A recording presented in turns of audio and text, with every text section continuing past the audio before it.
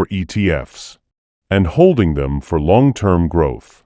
Trading involves buying and selling assets frequently to profit from short-term price movements.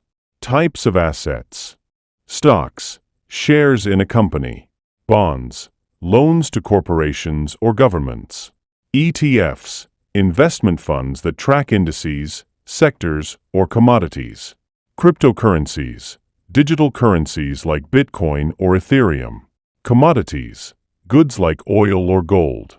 2. Choose a broker. You need an online brokerage platform to trade or invest. Consider the following when choosing one. Fees and commissions. Choose platforms with low fees. Research tools. Platforms should offer analysis tools, charts, and research materials. Types of accounts. Some brokers offer retirement accounts, margin accounts, etc.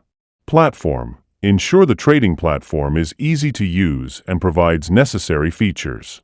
Some popular brokers include Robinhood, no commission trading; Fidelity, good for long-term investors, offers mutual funds and ETFs; TD Ameritrade, comprehensive research tools and analysis; Coinbase, for cryptocurrency trading. 3.